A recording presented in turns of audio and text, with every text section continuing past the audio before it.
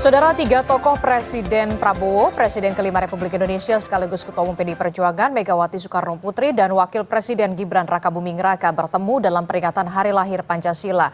Untuk Prabowo dan Megawati, ini adalah pertemuan kembali setelah sekian lama tidak muncul bersama di depan publik. Lalu apa yang bisa dicermati dari pertemuan ketiga tokoh ini? Kita bahas di pagi hari ini dengan sejumlah narasumber. Sudah bergabung bersama kami melalui sambungan daring.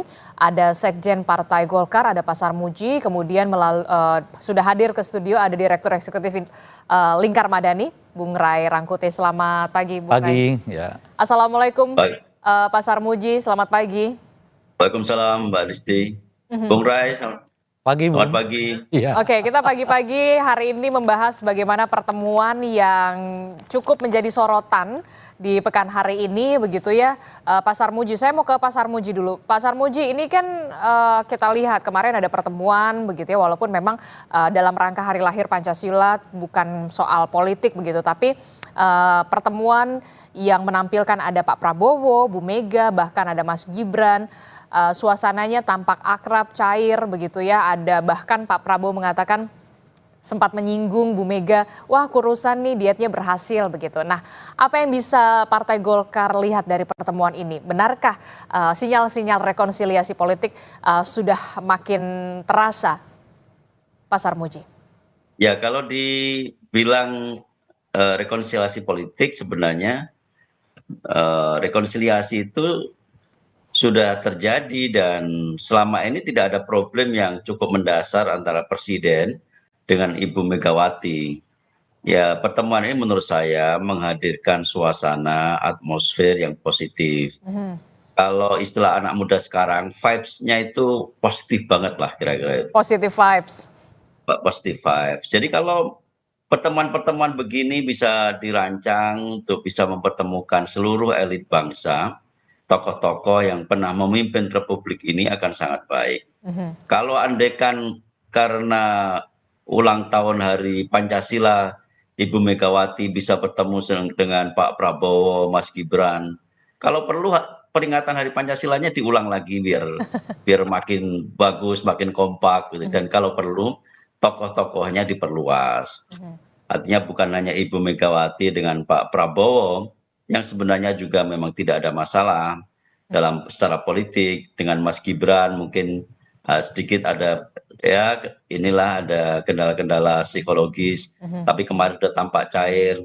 Bagaimana kalau diusahakan pertemuan reuni mantan-mantan presiden yang pernah memimpin Republik ini, ada Pak SBY, ada Pak Jokowi, ada Ibu Mega, ada presiden yang sekarang menjabat, ngobrol yang enak, vibes-nya pasti akan lebih positif lagi untuk Indonesia. Oke, tapi sayangnya kami juga belum memperoleh begitu ya, ada dokumentasi yang memperlihatkan antara Mas Gibran dan juga Bu Mega ini saling bersalaman. Tampaknya saya belum bisa melihat begitu ya. Apakah ini juga masuk ada kendala-kendala yang masih terjadi di pertemuan kemarin? Saya pikir mereka pasti bersalaman ya. Salaman itu tradisi yang otomatis lah, ketemu siapa saja pasti akan bersalaman. Mungkin Kompas belum dapat saja, tapi saya meyakini pasti mereka bersalaman. Nggak, dalam sebuah pertemuan, apalagi pertemuan besar, hampir tidak mungkin orang Indonesia tidak bersalaman.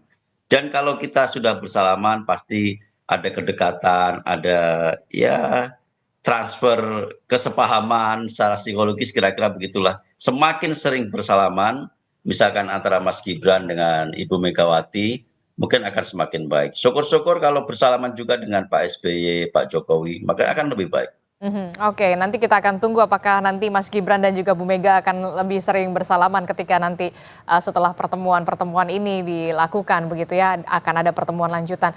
Saya ke Bung Ray. Bung Ray, Anda melihatnya seperti apa pertemuan kemarin walaupun memang ini dalam rangka Hari Lahir Pancasila begitu. Apakah ini menjadi pertanda kemudian PDI Perjuangan dalam tanda kutip begitu ya diterima untuk bisa kembali bergabung bersama masuk ke dalam pemerintahan atau seperti apa? Ataupun atau kita melihat Mas Gibran sama Bu Mega ini kayaknya masih ada jarak ya kayaknya ya. Ya ini pertemuan fisik. Ya, jadi bukan pertemuan visi ya, bukan pertemuan apa namanya itu ya politik lah begitu. Lebih karena memang pertemuan fisik gitu. Lebih-lebih bagi Ibu Mega menurut saya agak sulit menghindari suasana ini karena pada dasarnya ya peringatan 1 Juni itu adalah peringatan tentang aktivitas Pak Karno ya, Presiden pertama RI yang mendesain dan melahirkan yang kita sebut sebagai Pancasila.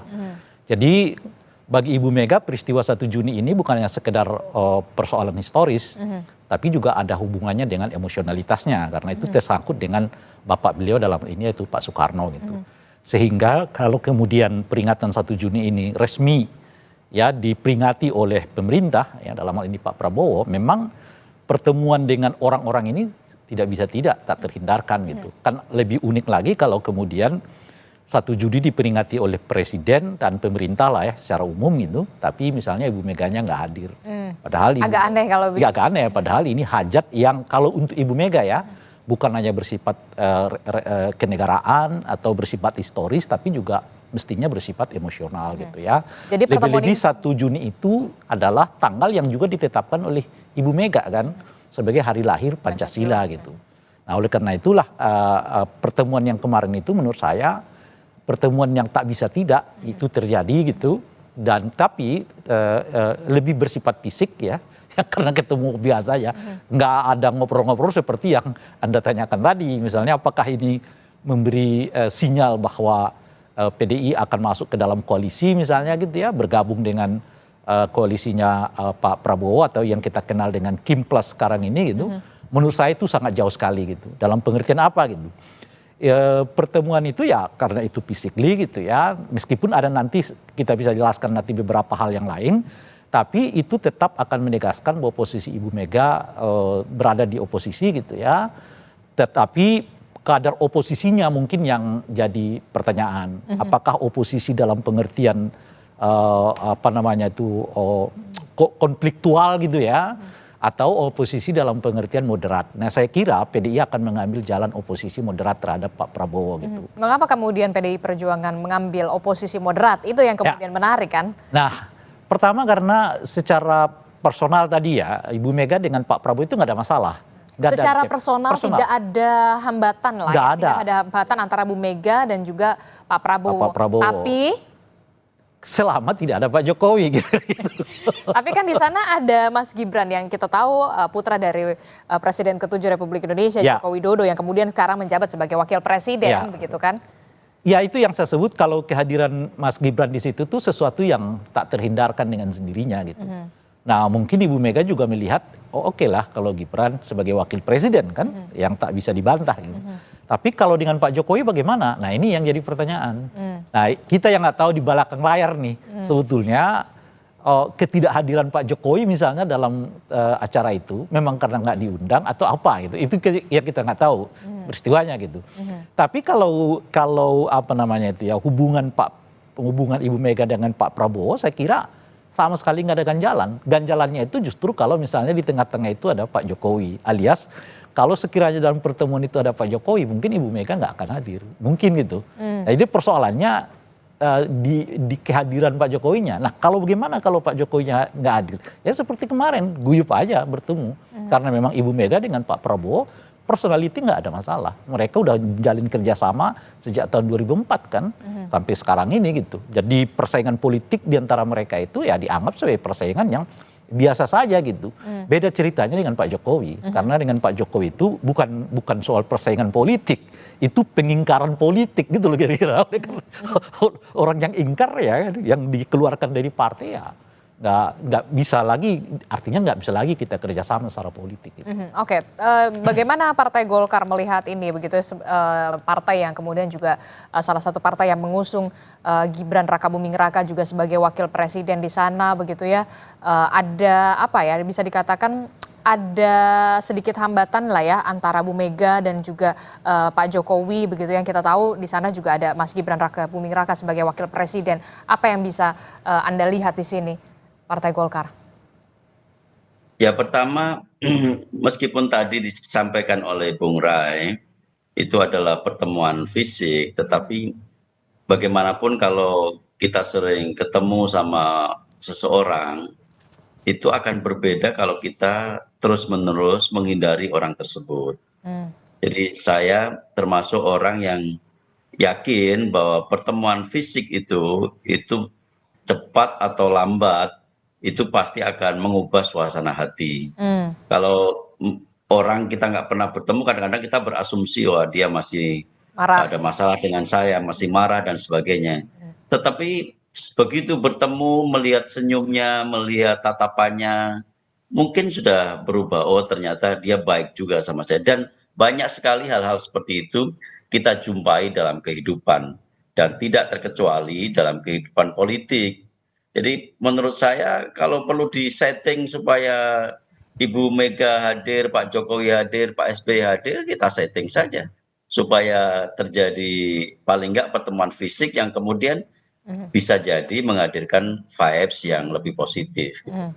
Ya paling tidak jangan disetting lah ya, biar alamiah aja begitu ya. Ya, Pak nggak Sarmuji. apa-apa, ya alamiah boleh, setting boleh. Kan kita namanya mengislahkan orang baik pahalanya. Oke, saya ke, nah itu dia yang kemudian tadi Ini juga. masalah Pak Sarmuji ini, karena melihat pertengkaran politik itu sebagai pertengkaran personal gitu. Lalu hubungannya kemudian dengan silaturahmi lah, apalah kayak gitu loh. Enggak, pertengkaran politik itu penting. Karena dengan cara begitu kita mengerti mana banyak alternatif sebagai pilihan publik gitu loh. Mungkin Enggak, bukan mungkin bahasnya bukan masalahnya pertengkaran politik, mungkin pertengkaran ada politik. perbedaan politik. Ya, apalagi. Ya, masalahnya bukan begitu. Kita mengenal dulu ada pertengkaran politik dengan tokoh-tokoh bangsa. Dulu kita tahu betul bagaimana Nasir berbeda dengan Soekarno, bagaimana Bung Hatta berbeda dengan Soekarno. Tetapi persahabatan, pertemuan dengan mereka itu akrab sekali. Ini enggak gitu loh. Ini sangat berbeda. Pertengkaran politik sekarang itu enggak berbeda sekali. Apa sih Dengan perbedaannya Pak Sarmuji? Loh, kalau pertengkaran politik zaman Pak Karno dengan Pak Nasir itu ide, ideologi, gagasan, Kalau yang perspektif, sekarang? gitu. Kalau sekarang kan enggak, Pak. Ini kan sendiri-sendiri gitu loh. Jadi menganggap dia musuh Sendiri-sendirinya saya, maksudnya? macam-macam. Jadi tadi misalkan ada Bang Rey menganggap itu sebagai pengingkaran. Dalam perspektif yang lain enggak. Dalam perspektif Pak Jokowi barangkali bukan pengingkaran karena sudah tidak nyaman dan sebagainya. Jadi ini lebih pada psikologis, bukan pada pertarungan ide bagaimana memajukan Indonesia. Kalau pertarungan ide bagaimana memajukan Indonesia itu namanya alternatif, itu opsi, itu adalah pilihan pembanding yang sehat bagi Indonesia. Tapi kalau yang sekarang barangkali kita perlu berpikir bagaimana supaya terjadi pertemuan fisik yang mungkin ujung-ujungnya menyebabkan Indonesia lebih beratmosfer positif. Oke, nah bagaimana Bung Rey? Ya, reaksi pertengkaran itu kan tidak harus kemudian bertemu, ya berkawan macam-macam, enggak. Bahwa nggak bertemu itu pun bagian dari pertengkaran itu. Itu kan memberikan kepada kita, ngapain saya ketemu untuk sesuatu yang kita nggak mengerti bagi kepentingan publik, misalnya begitu kan. Nah, kedua, kenapa saya nggak bertemu?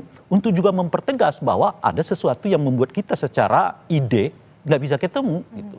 Atau ada yang belum selesai? Yang saya mau katakan begini, kita ini kadang-kadang kita ini yang melihat politik itu dengan melihat bahwa para petinggi elit itu bertemu, seolah-olah persoalannya sudah selesai gitu. Padahal belum. Kenyataannya di belakang itu semua yang mereka perbincangkan itu bukan kepentingan publik, kepentingan mereka sendiri. Gitu loh kira-kira tuh. Tapi masyarakatnya diajak untuk melihat bahwa pertemuan kepentingan mereka itu sebagai pertemuan kepentingan bangsa. Anda bisa bayangkan nggak? Kemarin ada yang mengatakan kami perubahan. Ada yang mengatakan kami kelanjutan. Belum seminggu hasil pemilu dinyatakan, pilpres dinyatakan, ketemu. Ketemunya apa? Berbagi kekuasaan. Pertemuan itu dibilang sebagai silaturahmi lah, bagus lah, inilah. Padahal di antara mereka aja soal bagi-bagi kursi gitu loh. Nah itu makanya di tengah yang kayak begitu tuh ya, eufemisme politik itu. Menurut saya perlu ada tokoh seperti yang dilakukan oleh Ibu Mega. Saya beda, nggak perlu ada ketemu. Itu. Selama saya tidak mengganggu Anda, seperti misalnya yang dilakukan oleh Soeharto terhadap Pak Karno kan. Nah itu yang kita cegah. Apa yang dilakukan? Ya itu membiarkan Pak Karno dalam kondisi yang kayak begitu. Dan pemerintah nggak seperti menjauhkan diri. Nah kita tentu saya nggak boleh masuk ke sana. Nah yang kita mau katakan itu adalah selama pertengkarannya masih dalam ranah yang disebut dengan publik, bagian dari edukasi kepada publik, bahwa bertemu itu mengatasnamakan kepentingan publik, pada ujung-ujungnya adalah soal bagaimana mereka berbagi kekuasaan gitu ya. Tapi mengatasnamakan publik, baiknya di tengah kayak begitu itu ada yang dengan tegas mengatakan nggak ada deh namanya pertemuan-pertemuan. Tapi kita nanti bisa bertemunya di DPR, kita bisa bertemunya nanti di apa gitu, kita bisa bertemunya di sini dan seterusnya itu. Tegas terhadap posisi Ya masing-masing. itu makanya saya mau mengatakan ini pertemuan fisik, tapi saya nggak melihat ini sebagai pertemuan politik, itu loh kira-kira tuh. Oleh karena itu kemungkinan ya saya melihat Ibu Mega tetap akan menyatakan sebagai oposisi, mungkin kadar oposisinya tidak konfliktual gitu. Kadar oposisinya itu adalah moderat. Seperti yang kita lihat dalam 2 bulan terakhir ini ya, sejak pertemuan Pak Prabowo dengan Ibu Mega di Lebaran pertama, sekarang menjelang Lebaran kedua ya Idul Adha bertemu lagi gitu. Sepanjang itu relatif tidak ada hubungan yang sifatnya konfliktual secara politik antara Ibu Mega dengan dalam hal ini tentu dalam fraksi PDI Perjuangan dengan koalisi Kim di DPR misalnya sebagai sarana wahana yang memungkinkan kita untuk melihat pertengkaran politik itu terjadi. Jadi Anda melihat agak sedikit jauh ketika Bu Mega begitu nanti ini pertemuan fisik begitu ya. Ini kan pertemuan fisik bukan pertemuan visi. Konteks umumnya ya yang tadi itu.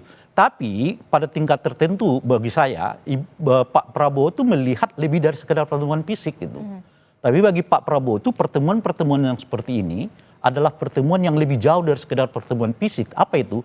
Pertemuan untuk merancang masa depan politik antara katakanlah dalam ini kekuasaannya Pak Prabowo dengan Ibu Mega gitu. Tapi kan kita lihat Pak Prabowo masih terus berupaya untuk merajut kembali lah komunikasi bersama dengan Bu Mega begitu ya. Itu adalah upaya yang patut diapresiasi. Apakah Anda melihat akan ada sedikit melunak atau kemudian agak sedikit ya nggak mungkin lah. Itu yang saya sebutkan sejak pertemuan pertama di Lebaran Idul Fitri, sekarang menjelang Lebaran Idul Adha, relatif tidak ada konfliktual antara PDI dengan Gerindra. Misalnya PDI tidak berdiri paling depan untuk menolak revisi undang-undang TNI misalnya kan, jadi relatif agak mulus tuh undang-undang TNI-nya dan mungkin undang-undang yang lain gitu. Nah, kenapa itu bisa terjadi? Karena itu tadi menurut saya, karena pada tingkat tertentu kunjungan berkali-kali, setidaknya 2 kali dilakukan oleh Pak Prabowo terhadap Ibu Mega itu dalam rancangan politik yang dilakukan oleh Pak Prabowo.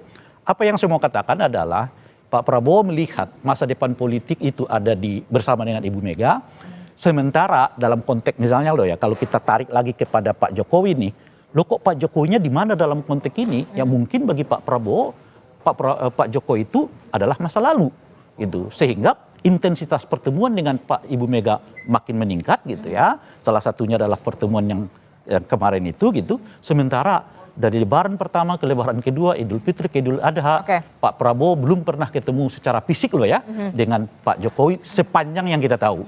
Mana tahu kita ternyata ada pertemuan yang nggak diekspos kepada publik.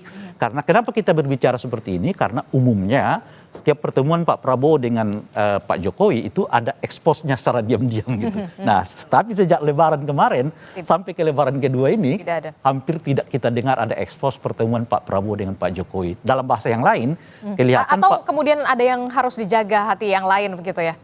Maksudnya? Ya. Saya justru udah melihatnya begini, bagi Pak Prabowo, ibu depan secara politik masa depannya itu dengan Ibu Mega, kira-kira gitu. Tapi apakah akan bersama atau tidak, itu hal lain. Tapi setidaknya mereka nggak konfliktual gitu ya. Tapi dengan Pak Jokowi adalah masa lalunya gitu. Oke, menarik sekali. Pak Sarmuji kalau dari Golkar sendiri dan juga partai koalisi pendukung pemerintah Prabowo Gibran begitu ya, dengan adanya pertemuan kemarin begitu, walaupun bisa dikatakan ini pertemuan fisik bukan pertemuan visi, apalagi bukan pertemuan politik begitu. Anda melihat ada sedikit upaya yang dilakukan oleh seorang Prabowo Subianto untuk kemudian mencoba untuk merangkul kembali seorang Bu Megawati Soekarno Putri PDI Perjuangan yang disebutkan oleh Bung Ray ini adalah oposisi moderat begitu. Bagaimana kemudian Kim Plus merespon ini? Ya, Pak Prabowo itu orang yang sangat gandrung dengan persatuan nasional ya. Pak Prabowo akan selalu mengungkapkan kita bersatu, bersatu, bersatu. Semua tokoh-tokoh partai, semua tokoh bangsa harus bersatu karena kita menghadapi banyak sekali ujian dan tantangan secara global. Dan itu secara konsisten beliau lakukan gitu. Beliau datangi Ibu Mega, beliau datangi Pak SBY, beliau datangi Pak Jokowi dalam berbagai kesempatan ya. Meskipun tadi Lebaran sampai sekarang belum pernah ketemu ya, tergantung urgensinya ketemu itu. Kalau nggak ada yang penting-penting banget, ngapain ketemu-ketemu juga? Itu dia. Jadi ngapain nggak perlu juga. Persis, Tetapi persis Pak tadi Sarmuji. Bung Ray juga mengatakan bahwa sikap PDI itu juga dipengaruhi oleh pertemuan-pertemuan dengan Pak Prabowo dan Ibu Mega yang intens. Itu kan membuktikan bahwa pertemuan fisik itu juga bisa berpengaruh terhadap sikap politik gitu. Jadi kita nggak bisa tanpa pertemuan fisik kemudian bisa mengubah suasana, nggak bisa. Memang harus pertemuan fisik dan menurut saya Pak Prabowo konsisten untuk merajut persatuan nasional. Pak Prabowo andaikan suruh milih, saya yakin kalau PDI mau bergabung ya silahkan gitu. Demi persatuan nasional, demi satu tercapainya visi beliau. Kan program-program beliau ini kan program-program yang sangat populis, sangat penting. Di antaranya banyak sekali yang kita bisa baca. Tetapi program-program itu tidak akan bisa jalan tanpa dukungan yang memadai dari seluruh elemen bangsa. Dan Pak Prabowo tahu betul itu. Pak Prabowo ingin semua itu dirajut dalam satu persatuan nasional. Oke, menarik. Tapi kemudian ada yang oh ya PDI Perjuangan mungkin belum mau untuk apa ya Oposisi apa? bersatu untuk bersama pemerintahan, mungkin juga karena di situ ada kita tahu anak dari Presiden ke-7 Republik Indonesia Joko Widodo yang kemudian ini akan menjadi hambatan nih. Nah, ini Anda melihatnya gimana sebenarnya? Ada banyak alasan mengapa PDI menurut saya tetap mengambil sikap seperti oposisi gitu ya. Seperti oposisi. Seperti oposisi setidaknya sampai sekarang karena kita ini kan selalu ingin verbalitas mendahului tindakan gitu ya. Jadi harus ada deklarasi dulu saya oposisi gitu, baru kita anggap bahwa dia sedang beroposisi gitulah ya. Nah, pertama alasan strategis menurut saya. Kalau alasan strategis maksudnya? PDI justru masuk kepada kekuasaan, mereka dapat apa? Di tengah sudah ada 46 ya kursi. Apakah kursi-kursi yang lain akan diambil? Golkar misalnya mau nggak kursinya diambil? Sebagai contoh tuh ya kan. Dan PDI tentu tidak mau dong cuma dapat 1 atau 2 kursi kan. Minimal tawaran dia itu 4, mengingat bahwa dia adalah partai pemenang pemilu gitu ya. Jadi kalau cuma dapat 1-2 kursi ngapain juga masuk gitu ya kan. Nah yang kedua, image mereka menurut saya dengan sendirinya juga akan babak belur di tengah masyarakat. Kalau kita lihat survei kemarin misalnya ya, elektabilitas mereka itu sudah terlampaui oleh Gerindra. Justru ketika mereka kelihatan berada di luar. Nggak kebayang kalau mereka masuk lagi ke dalam gitu ya. Nah artinya secara strategis politik nggak menguntungkan bagi mereka masuk ke koalisi gitu, apalagi cuma dapat 1 atau 2 kursi gitu, nggak sebanding lah dengan apa yang mereka lakukan gitu ya. Nah yang ketiga, strategis dalam pengertian edukasi politik. Memang harus selalu ada kontrol terhadap pemerintah. Nah kontrol terhadap pemerintah itu yang kita bahasakan sebagai oposisi, tapi ditolak juga oleh PDI dengan penamaan itu. Tapi setidaknya kita mengatakan bahwa ada orang yang di luar kekuasaan deh yang melakukan semacam kontrol kepada pemerintah. Itu juga penting itu. Dan keberadaan partai yang berada di luar itu jangan dilihat sebagai pembedaan gitu loh. Jangan dilihat sebagai apa tadi itu, bukan bagian dari persatuan. Itu semua landscape persatuan dengan fungsinya masing-masing. Persatuan yang menjaga keamanan nasional, persatuan yang menjaga pertahanan nasional, persatuan yang menjaga pemerintahan, eksekutorial, persatuan yang menjaga dan mengontrol semua pelaksanaan-pelaksanaan itu bagian dari ranah yang disebut dengan persatuan gitu. Oleh karena itulah kalau misalnya PDI masuk ke sana, PDI itu ya tidak memiliki nilai seperti yang kita pandang selama ini gitu. Nah itu yang ketiga. Nah yang keempat, bagi kepentingan bangsa dengan sendirinya jauh memang lebih baik bagi PDI menurut saya berada di luar soal kepentingan yang saya sebut strategis itu. Kenapa gitu? Karena dengan cara begitu kita tetap melihat sebuah dialog di dalam pengelolaan pemerintah gitu. Nah seperti misalnya sekarang, karena Golkar masuk di dalam, kan suara dia ya suara partai aja, suara dia suara koalisi aja. Apa kata koalisi selesai gitu. Nah, siapa yang bisa mendiskusikan apa rencana-rencana koalisi itu? Yang bisa mendiskusikan itu kalau ada yang berada di luar gitu. Jadi alasan idealis dan alasan strategis pun juga politis menurut saya. Ibu Mega atau PDI jauh lebih tepat berada di luar ketimbang masuk ke dalam. Karena kalau mereka masuk ke dalam, mereka menurut saya menjual terlalu murah untuk mendapatkan keuntungan yang terlalu sedikit. Gitu. Apalagi untuk di 2029. Dalam bahasa yang lain, rugilah itu. Nah itu adalah aspek strategis dan segala macam tadi Anda menyebutkan. Tapi dari aspek psikologis, apakah dengan adanya anak dari presiden, apalagi ditambah itu, itu menjadi hambatan? Karena secara tidak langsung ya mereka mengakui pemerintahan Prabowo Gibran. Secara tidak langsung, bahkan bukan secara langsung mereka mengakui pemerintahan itu gitu. Lebih khusus mengakui Gibran sebagai wakil presiden gitu ya. Nah, berdasarkan pertimbangan itu semua lah saya mengatakan pertemuan kemarin itu pertemuan fisik gitu. Tapi saya kira nggak akan mengikat komitmen secara politik. Tapi bagi Pak Prabowo pertemuan itu lebih dari sekedar pertemuan fisik, itu maksud saya. Karena bagi Pak Prabowo itu penting pertemuan-pertemuan itu karena beliau melihat masa depan politik itu bersama dengan Ibu Mega gitu. Sementara dengan Pak Jokowi itu bersama dengan masa lalu. Jadi orang datang ke pertemuan itu dengan targetnya masing-masing gitu loh kira-kira. Kalau kita membacanya dari targetnya Ibu Mega ya ini pertemuan fisik biasa. Kira-kira gitulah ya. Sesuatu yang tak terhindarkan gitu. Tapi bagi Pak Prabowo bisa saja lebih dari sekedar itu gitu. Jadi Anda mau mengatakan pertemuan fisik yang dilakukan kemarin kemudian pada saat Lebaran yang kemarin juga tidak akan banyak mengubah konstelasi politik perpolitikan di secara umum begitu? Enggak.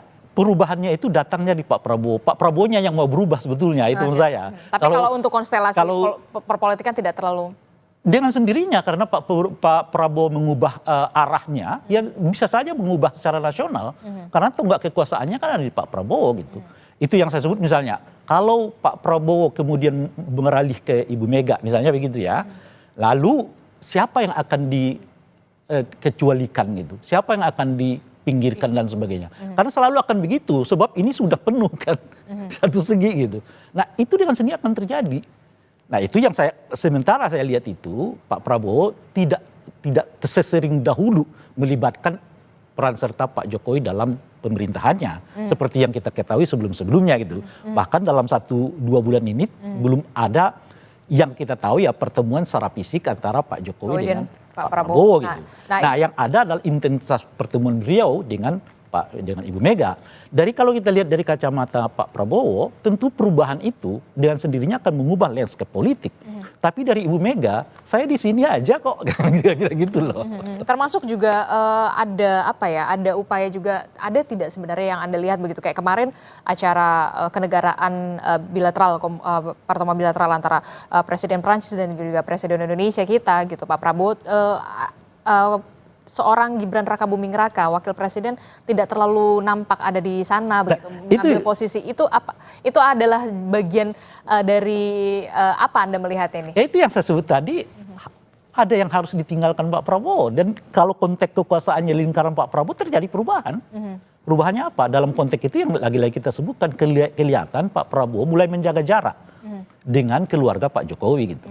Apakah itu dengan Pak Jokowinya gitu, dengan Gibrannya gitu. Kan saya bahkan di beberapa tempat mengatakan setidaknya ada 3 penanda di mana Pak Prabowo meminimalisasi peran Gibran dalam konteks kenegaraan. Dan sekarang menjadi 4 petanda dengan yang Anda sebutkan itu tadi. Dan itu memang sudah terlihat. Sekarang sedang jalan kan. Sedang jalan tuh bagaimana peran Gibran yang selama ini kelihatan cukup mentereng lah ya, tiba-tiba dipersempit lagi oleh Pak Prabowo gitu. Misalnya contoh yang paling kelihatan itu adalah soal MBG. MBG itu sebelum resmi di launching kan kita lihat peran Gibran cukup sangat masif ya di dalam apa namanya itu pensosialisasian MBG itu. Tapi begitu di launching Pak Prabowo seperti yang pegang kendali. Bahkan kelihatan Gibran lagi nggak kelihatan dalam peran itu gitu ya. Misalnya aglomerasi yang di draft awal, jadi saya bicara draft awal, itu akan diserahkan kepada wakil presiden meskipun diputuskan presiden yang paling menentukan siapa yang akan duduk itu. Tapi kalau kita mengacu ke draft awalnya, sampai sekarang belum ditunjuk tuh wakil presiden sebagai ketua aglomerasi dan sebagainya. Jadi kalau dilihat dari aspek itu, ada penyempitan peran Gibran dalam pemerintahan Pak Prabowo, saat yang bersamaan intensitas pertemuan Pak Prabowo dengan Pak Jokowi mengecil, dan saat yang bersamaan justru intensitas pertemuan Pak Prabowo dengan Ibu Mega makin sering gitu. Ada pendulum dari kekuasaan Pak Prabowo yang setengah berubah gitu, tapi jangan tanya Ibu Meganya tetap di sini, kira-kira gitu loh ya. Dan itu dengan sendirinya landscape ini akan mengubah juga, ya kan, peta politik di dalam koalisi Kim gitu menurut saya. Boleh jadi setelah ini akan ada reshuffle, siapa yang akan reshuffle kita tidak tahu. Tapi kalau kita lihat konteksnya dengan keluarganya Pak Jokowi, saya kira nanti akan terlihat dari aspek soal apakah Kapolri akan digantikan atau tidak digantikan dalam waktu dekat gitu. Kalau misalnya Kapolrinya sudah digantikan, mungkin hubungan yang kita sebut tadi sudah agak merenggang, itu petanda yang makin jelas. Gitu. Itu semakin jelas. Nah itu bagaimana Pak Sarmuji? Kalau dari Bung Rai mengatakan ada upaya penyempitan apa ya? Peran keluarga Jokowi dalam hal ini adalah seorang Gibran Rakabuming Raka di pemerintahan Prabowo Subianto saat ini begitu. Anda melihatnya gimana? Apalagi kemarin di pertemuan bilateral begitu ya antara Indonesia dan Perancis itu agak sedikit terlihat begitu jelas sekali. Ya inilah enaknya jadi pengamat ya kan. Waktu Pak Prabowo punya kedekatan dengan Pak Jokowi, ada pertemuan, ada silaturahim, pengamat mengatakan, "Wih, ada matahari kembar ini. Indonesia masih punya 2 presiden," katanya. Begitu Pak Prabowo mengurangi intensitas dengan Pak Jokowi, langsung pengamat mengatakan, "Woi, ini sebuah penanda bahwa hubungannya renggang." Ya, itu tafsir saja sebenarnya, itu sebuah tafsir. Tapi dari sisi kami memastikan hubungan Pak Prabowo dan Pak Jokowi itu baik-baik saja, nggak ada hubungan yang retak, nggak ada sesuatu yang renggang. Hanya memang kalau pertemuan fisik ngapain gitu loh. Nanti ada spekulasi lagi, masa presiden masih sowan dengan Pak Jokowi dan macam-macam lagi spekulasi publik. Saya pikir Pak Prabowo sudah mengatur ritme itu dengan cukup baik ya. Pak Prabowo ingin menjaga keseimbangan bahwa rakyat juga mesti melihat Pak Prabowo menghandle semua keputusannya karena beliau memang faktanya adalah presiden hari ini. Dan tentu saja rakyat menginginkan Pak Prabowo memimpin sendiri kabinet ini dengan visinya sendiri dan melakukan program-program perencanaan untuk mencapai visinya itu. Itu yang sekarang ingin ditunjukkan oleh Pak Prabowo. Bukan berarti kemudian ingin menghindari Pak Jokowi, keluarga Pak Jokowi. Itu spekulasi yang sangat jauh sebenarnya. Bahwa tentang Bu Mega, ya Bu Mega punya sikap sendiri yang mesti kita hormati ya. Kami menghormati sikap Bu Mega tidak masuk dalam pemerintahan, tetapi faktanya sebenarnya tidak ada partai saat ini yang oposisi, nggak ada. Oposisi itu apa sih tandanya? Tandanya oposisi itu kalau ada konsepsi banding terhadap kebijakan yang dilakukan oleh pemerintah. Saat ini hampir tidak ada partai yang menyajikan konsepsi banding. Padahal isu-isunya memungkinkan sekali untuk menyampaikan konsepsi banding. Jadi memang apa yang disampaikan oleh PDI kami bukan oposisi itu betul juga, nggak ada yang salah. Mereka juga tidak menyampaikan konsepsi banding. Mereka menganggap pemerintahan saat ini memiliki program yang layak untuk didukung dan karena itu mereka mendukung gitu. Jadi kalau oposisi berbeda sekali cara kerjanya. Oke, kita akan lihat bagaimana nanti ke depannya apakah akan ada pertemuan-pertemuan lanjutan, tidak hanya soal pertemuan fisik tapi juga pertemuan visi dan juga pertemuan politik yang kemudian akan mengubah konstelasi politik dengan sangat signifikan begitu ya. Terima kasih Pak Sarmuji telah bergabung bersama kami. Kemudian ada Bu Rey Rangkuti dari Lingkar Madani juga sudah hadir ke studio. Terima kasih Bapak-bapak. Sehat selalu. Wassalamualaikum warahmatullahi wabarakatuh. Waalaikumsalam.